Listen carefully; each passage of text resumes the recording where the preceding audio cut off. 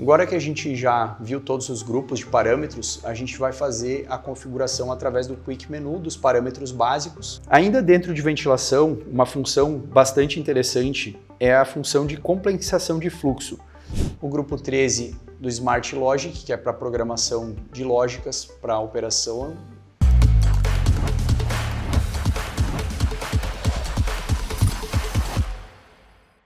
Agora que a gente já falou sobre as principais características técnicas do FC102 HVAC, a gente vai apresentar então o painel de controle, com as principais funcionalidades das suas teclas, os LEDs com as informações que ele tem disponível e o display gráfico, nesse caso aqui, que facilita e muito a configuração, parametrização e monitoramento, já que ele descreve, de fato, o que cada um dos parâmetros e configurações representa, traz as informações de forma simples e clara para visualização rápida do usuário.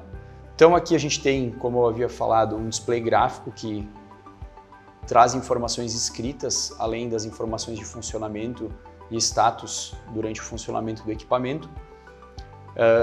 Ele possui LEDs de sinalização para mostrar que está habilitado e ligado, para sinalização de advertências e para sinalização de alarmes.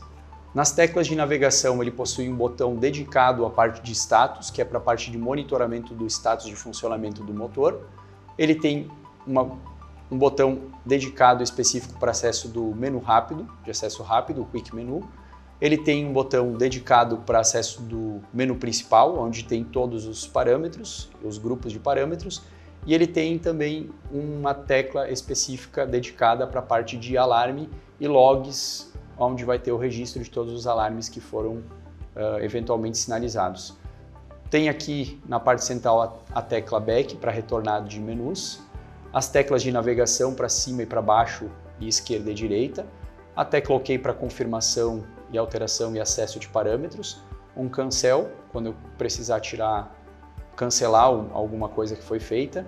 A tecla de informações, ela nos ajuda principalmente na parte de entender o que algum menu, parâmetro especificamente traz, de possibilidades e configurações. A tecla Hand-On para operação e acionamento local do motor. A tecla Off para parada do motor no modo local. A tecla Auto-On para habilitar o funcionamento no modo remoto, que é quando o inversor vai precisar receber uma informação através do I/O externo, através de um sistema supervisório ou de alguma chave de contato seco, por exemplo, e o botão de reset para falhas e alarmes. Então aqui a gente vai fazer agora o acesso do My Menu para mostrar os grupos de parâmetros disponíveis e algumas das funções possíveis de serem ajustadas. Então vou apertar o My Menu aqui. Então eu tenho aqui todos os grupos principais, se for possível visualizar, a gente tem, além do grupo, os asteriscos, que seriam os parâmetros que são acessáveis dentro de cada um desses grupos. Então, por exemplo, só para efeito de demonstração, vou acessar o grupo 0, que cuida da parte de operação e display, onde eu tenho o parâmetro 0, que é a programação básica, operações de setup, o display, a leitura do painel de controle, o teclado, a opção de copiar e salvar, senhas, entre outros. Vou voltar aqui. Na parte de carga e motor, programação geral, dados do motor, dados avançados do motor, programação independente de carga e assim vários outros parâmetros. Posso voltar. Tenho o grupo para controle da utilização de freios, o grupo 3 que trata da parte de referências e rampas, o grupo 4 que trata da parte de limites e advertências, grupo 5 entradas e saídas digitais, grupo 6 entradas e saídas analógicas, grupo 8 comunicação e opcionais, o grupo 13 do Smart Logic, que é para programação de lógicas para operação, o grupo 14, funções especiais, grupo 15, informações do Drive, VLT, e o 16, leitura de dados. Aqui é importante a gente mostrar uma funcionalidade interessante de utilização do display gráfico, quando eu acesso um menu e eu quero saber do que ele trata, eu posso apertar a tecla Info. Então aqui ele vai me dizer tudo o que tem dentro daquele parâmetro, daquele grupo de parâmetro, né? Então aqui ele tem algumas instruções e já fala, já dá uma explanada do que se trata e o que pode ser feito dentro daquele grupo. Então isso é bem interessante quando a gente estiver numa situação que não sabe exatamente para que serve um determinado parâmetro. Agora que a gente já viu todos os grupos de parâmetros, a gente vai fazer a configuração através do Quick Menu dos parâmetros básicos e depois a gente vai demonstrar de que forma ele se comporta em funcionamento através do display com uma operação remota dessa vez. Então aqui a gente tem um acessório que simula entradas e saídas para fazer o acionamento no modo remoto, controle de velocidade. Então eu vou fazer primeiro a configuração, na verdade a gente vai passar as configurações para dar uma olhada, vai no setup rápido.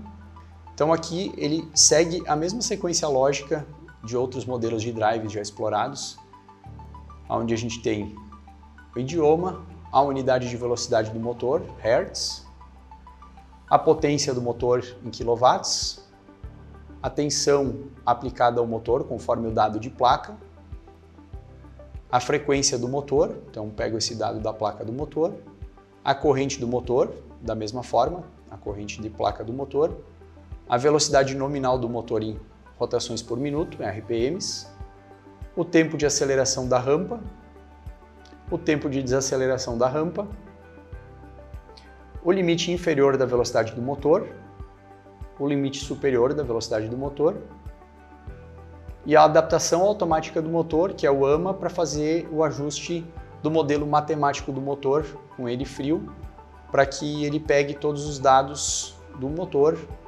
para o melhor funcionamento, melhor desempenho e melhor eficiência de funcionamento. Uma vez todos os parâmetros configurados, posso voltar para a tela inicial e aí a gente pode fazer o acionamento. Então, primeira coisa, a gente tem que verificar se está no Auto On. Se eu quisesse fazer acionamento modo local, eu poderia fazer a operação local, colocar uma referência de velocidade em Hertz. Então eu vou colocar aqui, por exemplo, 60 Hz, vou confirmar. E aí quando eu der um off, a seta vai mostrar que ele está desligando. Então ele já estava acelerando no momento porque eu já tinha dado um hand-on. Então se eu apertar um hand-on agora que ele está parado, é possível ver através da seta ele se deslocando até a velocidade e frequência de referência que foi selecionada. Então eu vou dar um hand-on para ligar ele e ele vai acionar. Agora eu vou colocar ele em modo Auto On, vou primeiro desligar na verdade, e eu vou botar em Auto On e vou demonstrar através das entradas digitais, habilitando a entrada digital para fazer o acionamento e a mudança de velocidade através de um potenciômetro externo ligado numa entrada analógica dele. Então a gente pode ver aqui na linha superior que a referência de frequência ela passou a ser através do potenciômetro, né? Então eu vou colocar aqui 60 Hz, que é o meu limite, e através da minha entrada digital 18, que está habilitada com a conexão do cabo na porta de entrada digital, eu vou fazer a partida do motor. Então, quando eu fizer o acionamento, a rampa de aceleração vai acontecer e o motor vai atingir a velocidade nominal da referência de frequência que foi estabelecida pelo potenciômetro. Então aqui eu posso fazer a mudança da velocidade, automaticamente o display vai estar mostrando ali essa alteração. Então aqui a gente não tem o motor conectado, então a informação de corrente mostrada no canto superior direito ela fica em 0, mas a gente pode ver claramente que ele estaria apto e funcionando com essa configuração básica. Quando eu desligar a entrada digital, ele automaticamente vai entrar em rampa de desaceleração até a parada total do motor. Então agora, em se tratando do FC102 HVAC, a gente possui diversas funcionalidades e funções avançadas, que a gente vai falar alguns exemplos práticos de uso dessas funções, né, e através de quais menus elas são acessadas. Então, basicamente, né, a gente tem, para começar, um PID interno. Então, no caso de controle em malha fechada, a gente pode fazer o controle através, né, por exemplo, de um sistema de bombeamento de água gelada, por pressão dessa linha, né? Então, o UFC-102 ele tem condições de manter uma pressão estável, né, e reduzir a rotação em baixa demanda, cortando consumo e ruído. Então, basicamente, quando houver a abertura de múltiplos consumidores de água, ele vai identificar que a pressão da linha caiu e automaticamente ele vai aumentar a velocidade da bomba para fazer a compensação e manter a pressão estável. Da mesma forma, ao contrário, se vários consumidores forem fechados, automaticamente ele vai reduzir a velocidade da bomba, o que vai, de fato, diminuir o consumo de energia, além de manter a pressão estável da linha. Essa configuração está disponível a partir do grupo 20. Tá? Além do PID interno que a gente explorou agora, a gente vai falar de uma função bem importante que é o No Flaw Detection, que é a proteção contra a operação a seco. Então, o drive ele vai aprender a potência típica com fluxo, né? E se a potência cair a um limiar sem demanda, ele vai identificar a falta de fluxo e vai parar a bomba, né? Então também dá para imaginar uma situação um pouco diferente, por exemplo, quando um registro de sucção dessa bomba fosse fechado ou até mesmo no rompimento de uma tubulação. Então ele vai evitar o dano ao selo mecânico da bomba e até mesmo a queima do motor. Então ele identificando que por algum motivo, né, não está tendo fluxo ou teve um desvio muito grande daquilo que ele entende que é o normal, ele vai parar a bomba para proteger o equipamento. Outra função é o Sleep Mode, que ele vai desligar em baixa demanda e religar por um set point específico. Então vai se definir mínimos e máximos e estereses, e aí, por exemplo, numa aplicação de um sistema de água gelada, ele vai desligar a bomba e religar quando tiver ali a questão da baixa carga, baixa demanda, e aí ele vai religar em um determinado horário específico ou quando algum set point for atingido. Mais uma função bem importante e que tem um benefício bastante significativo é o final de curva da bomba, o end of curve. Ele vai detectar a operação fora da curva hidráulica, que seria, por exemplo, numa situação de entupimento ou obstrução ou um registro fechado. Também serviria como uma proteção, por exemplo, de um filtro entupido. Então ele faz a bomba trabalhar de uma forma pesada, vamos dizer assim, né, com uma pressão ali diferente ou fora, e o drive ele vai avisar, né, para antes que aconteça ali de aumentar o problema, ele vai emitir uma falha, né, que vai avisar que a bomba está operando fora da curva hidráulica dela. Dentro da área de ventilação, um exemplo prático de uso das funções especiais é a função Broken Belt, que é literalmente a quebra de uma correia. Então, ventiladores acionados, né, por correias, ele vai identificar que essa correia rompeu, né, que vai causar uma diminuição abrupta da carga ligada no equipamento, e ele vai entender isso. Então ele vai entrar em alarme, dando, né, esse aviso, e ele vai parar, né, o funcionamento, evitando o desperdício de energia. Ainda dentro de ventilação, uma função bastante interessante é a função de compensação de fluxo. Então, em sistemas com grandes dutos e portas abrindo e fechando o tempo inteiro, em sistemas onde a gente precisa manter uma pressão de ar positiva ou negativa que seja, num shopping center, por exemplo, né, onde tem várias portas automáticas, ele vai fazer a leitura dessa pressão e vai fazer a variação da velocidade para manter a pressão e o fluxo de ar estável para manter o conforto térmico dentro, né, dessa aplicação. Então ele consegue enxergar isso através do monitoramento de uma variável e fazer a velocidade variar conforme essa demanda, mantendo uma pressão estável e um fluxo de ar constante para conforto térmico. Outra função bastante importante é o Fire Mode. Vamos supor uma aplicação de pressurização ou extração de fumaça. Então, ele tem como ser programado para ignorar avisos e limitações, mantendo o ventilador em operação em qualquer situação de emergência. Então, por exemplo, em sistemas de combate a incêndio e pressurização de escadas, com foco em segurança às pessoas, o drive vai priorizar a continuidade da operação. Então, independente de qualquer tipo de falha que eventualmente possa acabar acontecendo, ele vai tentar de todas as formas manter o sistema de ventilação funcionando. Outra função importante e aí serve tanto para sistemas de bombeamento como sistemas de ventiladores, é o Cascade Controller. Ele permite que várias bombas ou ventiladores operem, né, de forma simultânea, e ele vai fazer a alternância entre esses equipamentos. Então ele consegue fazer o gerenciamento, né, e o controle, fazendo o acionamento de múltiplos ventiladores ou bombas.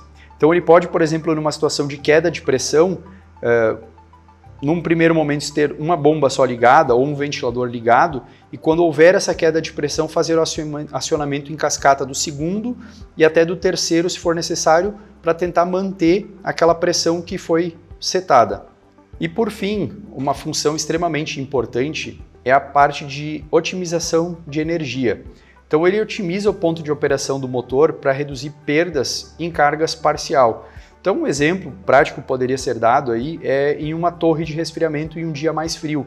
Então, monitorando a variável correta, ele vai diminuir a frequência, mantendo a temperatura e, consequentemente, com um consumo menor e um ruído menor. Então ele consegue monitorar e ele tem essa função de otimização para ser habilitada e ele reduz automaticamente a velocidade para diminuir o consumo com aumento de eficiência energética. Como vimos, o VLT HVAC Drive FC102 reúne robustez, segurança e conectividade, mas seu verdadeiro diferencial está nas funções especiais HVAC, que facilitam a aplicação e entregam economia real.